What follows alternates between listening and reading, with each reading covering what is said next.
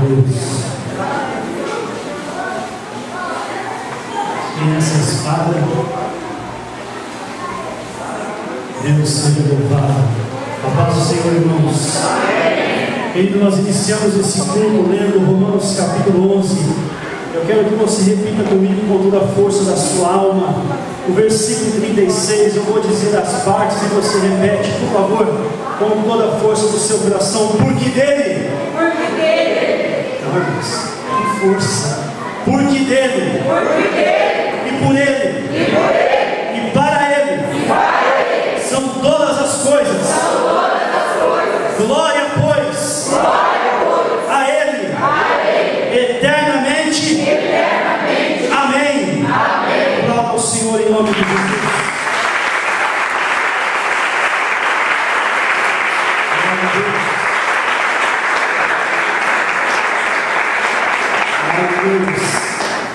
Pode ficar em paz, irmãos. Abra sua Bíblia, irmãos. Evangelho que escreveu o médico amado, Lucas, capítulo 15. Abra sua Bíblia, pode ficar sentado mesmo, uma palavra muito conhecida dos irmãos. Lucas, capítulo 15. Quero que você acompanhe a leitura e eu quero compartilhar o que o Senhor colocou em meu coração. E em nome de Jesus e para a glória dele, como nós lemos nessa noite, ele será entronizado.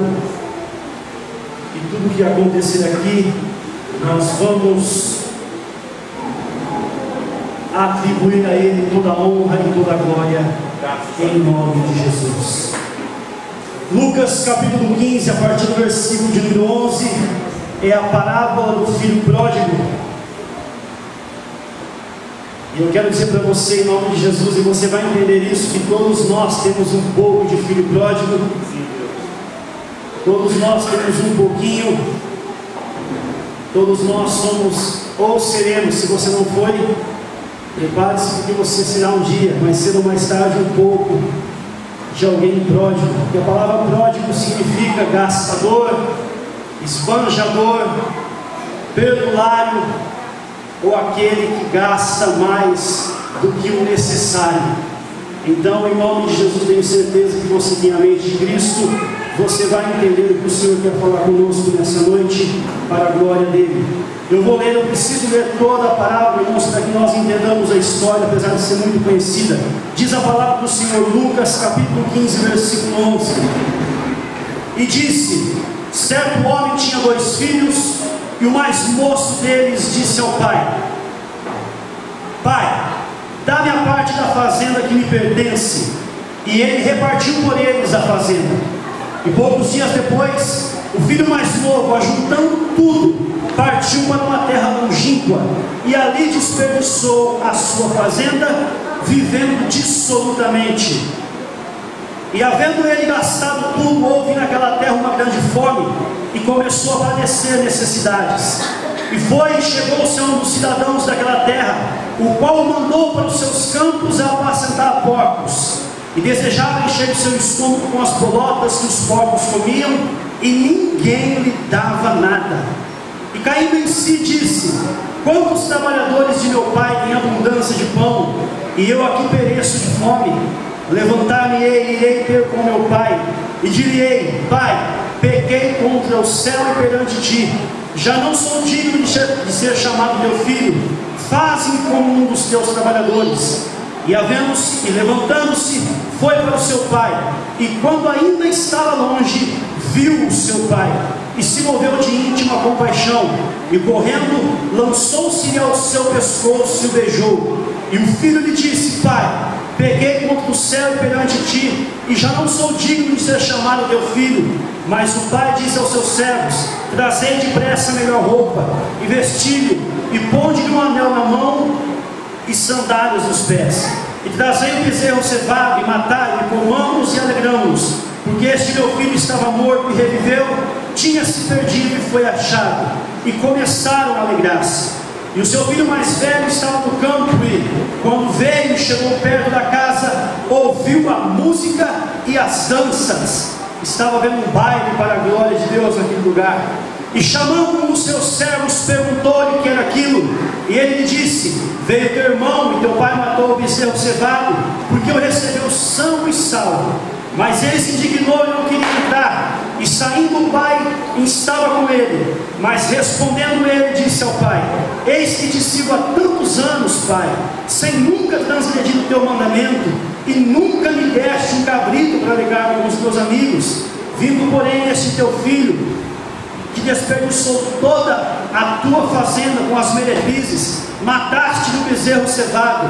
E ele lhe disse: filho, tu sempre estás comigo, e todas as minhas coisas são tuas. Mas era justo alegrarmos e regozijarmos, porque este teu irmão estava morto e reviveu, tinha se perdido e foi achado.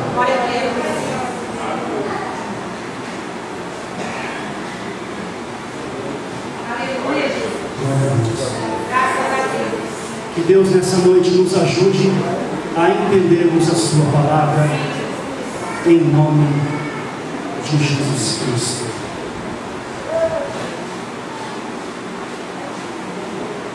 Parábola do Senhor Jesus. Jesus contando uma história, ensinando, querendo ensinar algo aos seus discípulos. E a parábola, entre todas as parábolas do nosso Senhor, a parábola do filho pródigo é uma parábola muito rica para as nossas vidas. Uma parábola que, se nós formos analisar, nós vamos extrair lições de cada versículo dessa palavra. E o desejo do meu coração é que o Espírito Santo fale com você, meu irmão, nessa noite. O desejo do meu coração é que Deus fale conosco e que nós saiamos daqui mais fortalecidos, edificados e alicerçados pelo poder que há no nome e na palavra de Jesus. O versículo 12 diz a Bíblia Sagrada que esse filho mais moço chegou até o seu pai e pediu para que o seu pai desse parte da fazenda que lhe pertencia.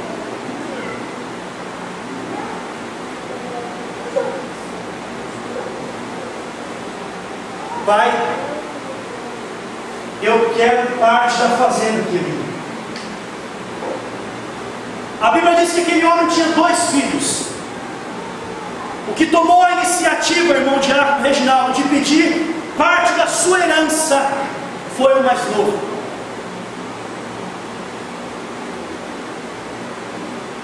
Só que o Espírito Santo falou no meu coração quando eu estava sentado no púlpito há dias atrás. Eu não me lembro quando foi, mas o presbítero Jaime veio aqui, leu essa palavra e pregou em cima desse texto. Eu não sei se ele pregou, se ele deu uma salvação. Eu sei que enquanto ele estava lendo, o Espírito Santo falou comigo. Quando o filho mais moço chega para o pai e pede: pai, eu quero parte da minha herança, no versículo 12, o Espírito Santo me fez entender uma coisa: que não era tempo daquela herança ser repartida. Ainda não era o momento daquela herança ser repartida. A hora certa daquela herança ser repartida entre os filhos era ou quando o pai morresse, ou quando um deles se casasse. Mas os 2 ainda estavam debaixo da guarda do seu pai, homem rico, abastado.